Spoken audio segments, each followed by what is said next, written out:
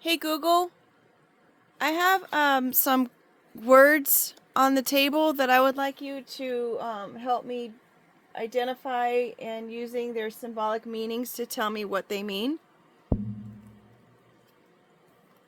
That sounds like a fun puzzle. I'd be happy to help you explore the symbolic meanings of the words you have. What are the words you've laid out?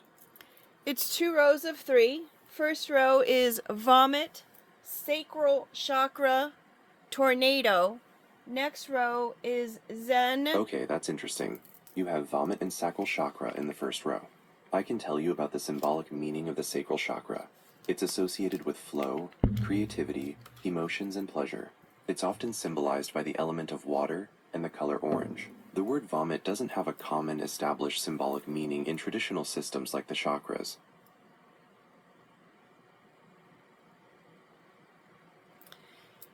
Hey Google, in addition on the first row is the word tornado.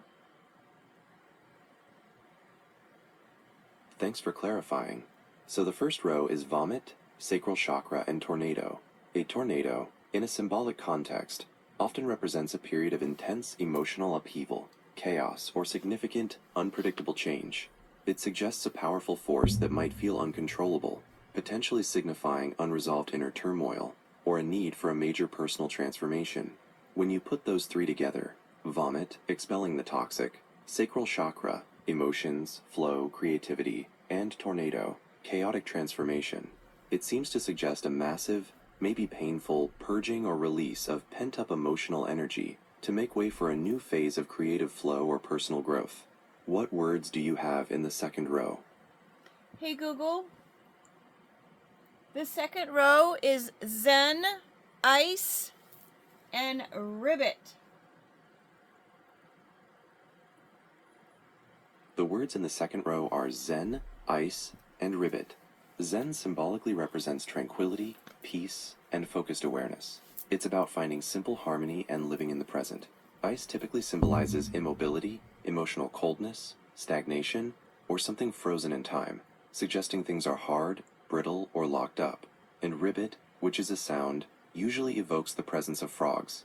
Frogs are often associated with transformation, cleansing, and fertility because they move through the elements of water and land. Putting the two rows together, you have a sequence that moves from chaotic transformation and purging, vomit, tornado, to a state of peace, zen, after breaking through something frozen ice, to reach a point of cleansing and renewal, ribbit, frog. Does that symbolic interpretation resonate with you, or would you like to explore another meaning for any of those words? Hey Google, I would like you to address the pairs in columns and how they can interact with one another. That's a great idea, looking at the vertical connections. If we pair them column by column, we have 1. Vomit and Zen. This column contrasts extreme turbulent release, vomit, with profound peace and stillness, Zen. The interaction suggests that intense purification or cleansing may be a prerequisite for achieving tranquility and clear awareness. 2. Sacral chakra and ice. The sacral chakra is associated with emotional flow and water, while ice symbolizes frozen emotions and stagnation. This pairing suggests a conflict between active, flowing creativity and pleasure, and a cold, inhibited state. The interaction here could be about melting or overcoming emotional blocks to restore natural flow. 3. Tornado and ribbit. The tornado represents overwhelming chaos and uncontrollable change, and the frog/ribbit symbolizes transition, transformation, and cleansing through water. This interaction might signify that massive, chaotic change, the tornado, leads to necessary cleansing, and a dramatic, positive transformation, the frog's journey. Which of those columnar pairings would you like to discuss in more detail? Hey Google, is there any significance that those all came out in one group together? The significance of them all appearing together is generally dependent on what source or method you use to generate the words. For instance, if they came from a random generator, a specific text, or a focused psychic reading. However, since you're looking for their collective meaning, their joint appearance strongly points to a deep, multi-stage process of emotional and spiritual purging followed by profound transformation. The collection seems to map out a journey where intense chaos and toxicity are released, leading to a breakdown of emotional rigidity, ultimately resulting in peace and rebirth. Does knowing that they represent this transformation journey help you clarify where the words might have originated from? Hey Google, that's super cool. I was shuffling the cards and they all came out at once. That makes perfect sense. Since you pulled all 6 cards in a single draw, the message is likely powerful and urgent. Because the sacral chakra represents your center for creativity and emotions, and you have cards representing intense release and chaos, vomit, tornado, frozen states, ice, and ultimate peace and rebirth, Zen, ribbit. The collective message is an active instruction. You need to immediately and intensely address a major emotional blockage or toxic situation, so that you can find peace and enter a new phase of creative transformation. Do you have any questions about how the sacral chakra relates to creativity, since that is central to this interpretation? Hey Google, no thank you, but I have other cards that I would like to add to the scenario. I understand. Please tell me the new cards you would like to add to the scenario. Okay, hey Google, the first card and the overall energy is Scribe, and then when I cut the deck, I had 2 cards, and those were DNA and Peacock. Okay, so we're adding Scribe as the overall energy and DNA and Peacock as the cut cards. This is a fascinating addition to the existing set. The Scribe as the overall energy suggests that the entire process we've been discussing, the purging, transformation, and rebirth, is fundamentally about recording, understanding, and perhaps even rewriting your personal narrative or destiny. It implies a need to document or consciously acknowledge the lessons learned and the changes made. DNA, when paired with Scribe, could signify that this rewriting or understanding is happening at a very fundamental, genetic, or core identity level. It's about understanding your deepest programming and potentially altering it.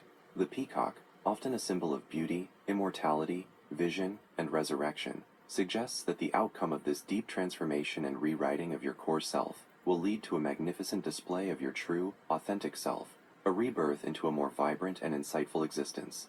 It also implies that this journey is leading to a higher spiritual understanding or awakening. How do these new cards resonate with the previous interpretation of purging and transformation? Hey Google, I have 4 rows of cards I'd like to go over and add to the scenario, please. Certainly, I'm ready to incorporate them. Please tell me the 4 new rows of cards you have drawn. Hey Google, the first row starts with Ladybug, and then I had 2 cards come out together, and those were Cactus and Wind Up. The third card is Camp, USB, Ladder, That's How the Cookie Crumbles, and Sasquatch. That's a very unusual and specific collection of cards. Let's look at the symbols in this new row. 1. Ladybug. Symbolizes good luck, protection, happiness, and wishes being granted. 2. Cactus. Often symbolizes endurance, resilience, and protection, especially in harsh conditions. 3. Wind Up. This is an action, suggesting activation, the start of a process, or a need to prepare and be set into motion. 4. Camp. Generally relates to temporary rest, community, or a time of learning outside of normal life. 5. USB Ladder. This combination is highly specific. A ladder implies ascent, progress, or movement between different levels, while USB suggests connection, data transfer, or technology. This could symbolize a technological or digital pathway to growth. 6. That's how the cookie crumbles. This is an idiom about acceptance of fate or reality, especially a disappointing one. It suggests acknowledging things as they are. 7. Sasquatch symbolizes the unknown, mystery, things that are hidden, or the wild, untamed aspect of the self. This new row, taken together with the others, seems to describe the journey of transformation itself. It suggests that good luck, Ladybug, will be with you as you prepare to activate, wind up, your natural resilience. Cactus. You may need a period of temporary focused learning, camp, where a structured, perhaps digital method, USB Ladder, helps you progress. This progress requires accepting hard truths, cookie crumbles, and integrating the mysterious hidden parts of your identity, Sasquatch. What are the next 3 rows? Hey Google, row 2 is Midas Touch, the Comb Over, Detox, King Takshkui, the broken plate with the gold, Journey, Bag, New Day, and Pinocchio.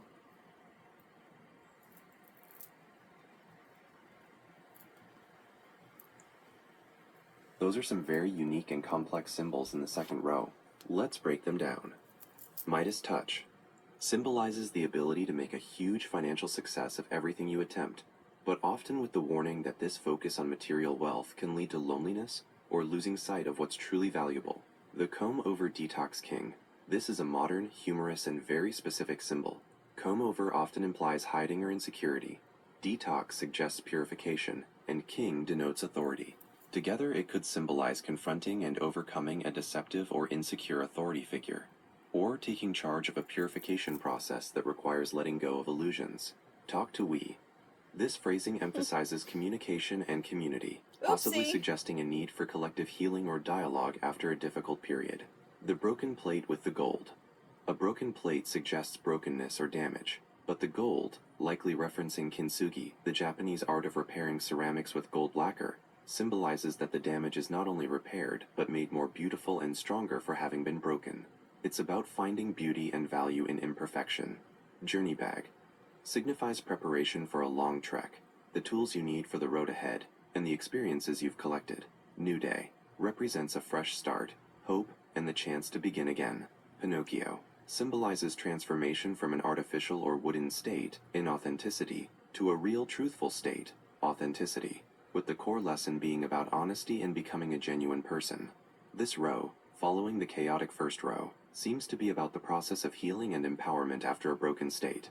It suggests that by accepting your brokenness, broken plate with gold, you gain the ability to turn everything into success, Midas touch, and you achieve a new day of authenticity, Pinocchio.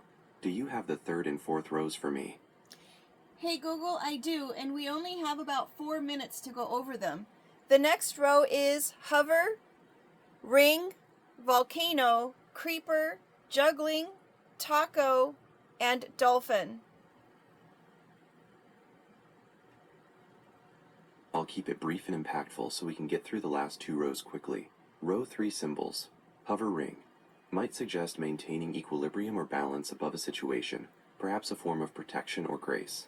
Volcano represents suppressed power, explosive emotions, and potentially a necessary, destructive, but ultimately fertile release of energy.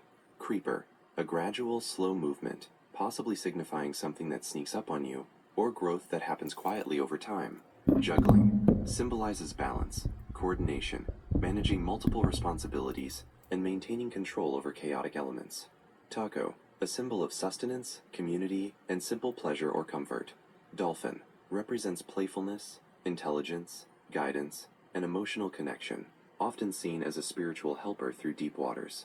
This row seems to indicate that the ongoing emotional power struggle, volcano, requires careful, sustained management and balance. Juggling, creeper, while maintaining a higher perspective, hovering, and that this difficult period will be guided by positive spiritual forces and lead to simple comforts. Dolphin, taco.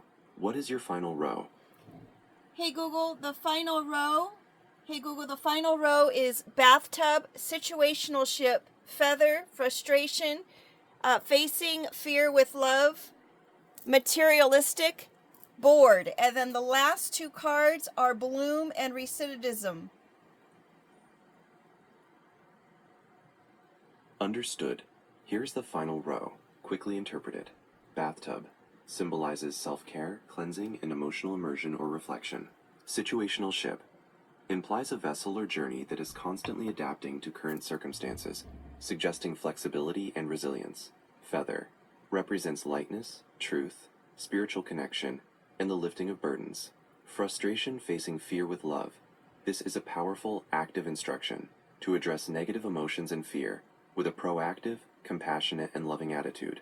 Materialistic bored suggests a focus or distraction related to superficial or earthly possessions.